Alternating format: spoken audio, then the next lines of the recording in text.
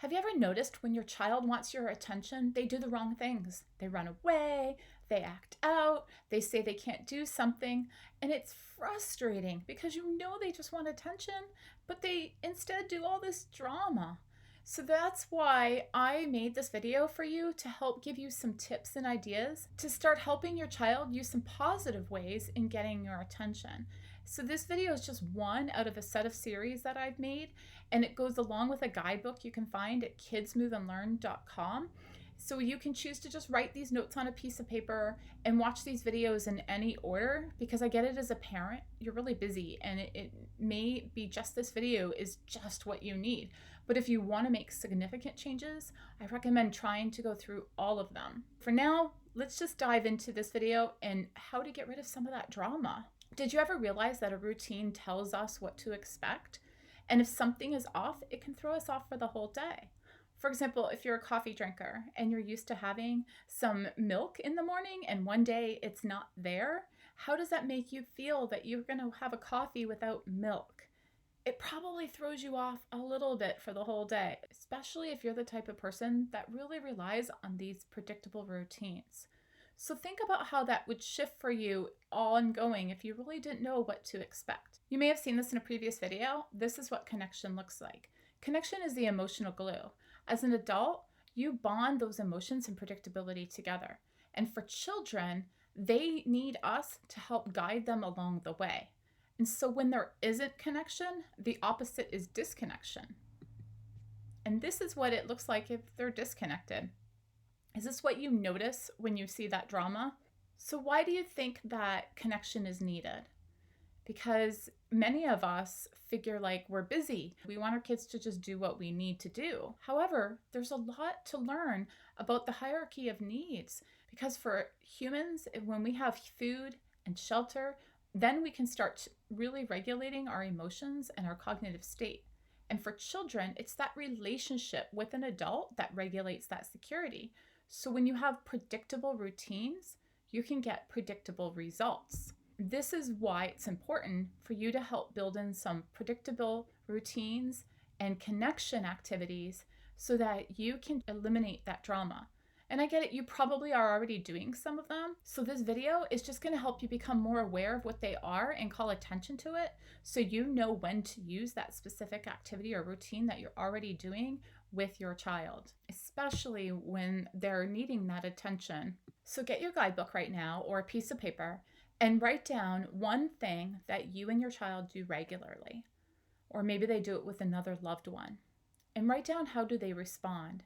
And if you need to pause the video and make a longer list, that will be helpful too. So think about all of the connection activities that bond you and your child and write those down.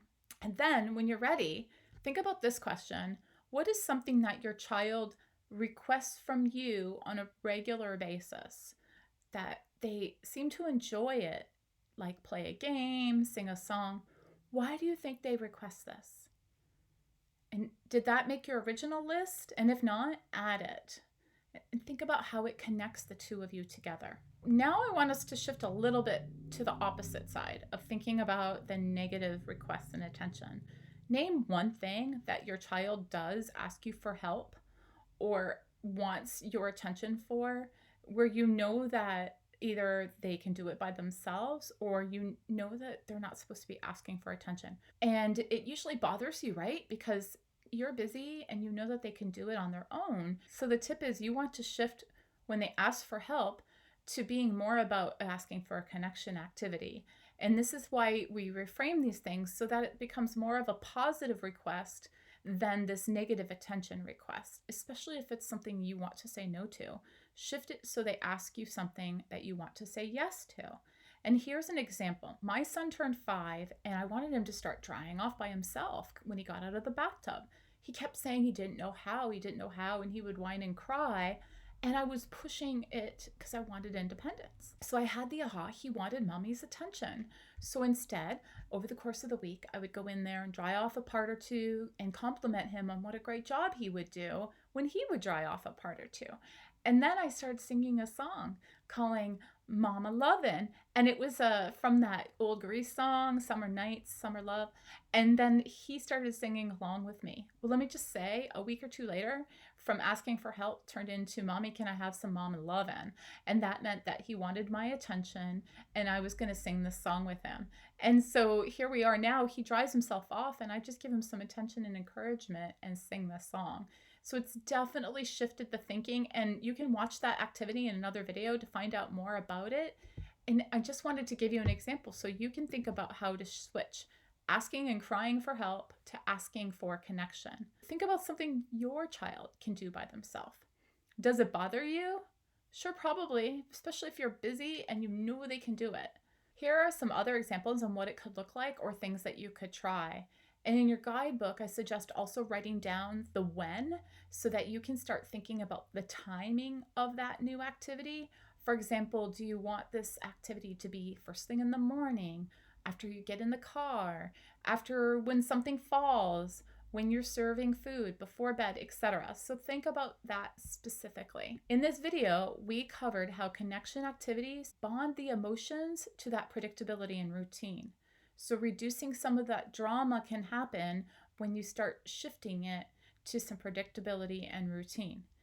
And we also covered some simple connection activities that you probably are already doing and integrating them into more of a regular routine so they become a request from the child more frequently at a time when it might be the most difficult for you. And to make this video meaningful to your individual situation, go through the guidebook on kidsmoveandlearn.com or review your notes and follow these 3 suggestions because you want to start doing some of these activities right away so they become routine. And when you're ready, come back for the next video. Don't forget, if you like this video or find any of it helpful, please share and subscribe to our YouTube channel so you will get notified as soon as new videos are available.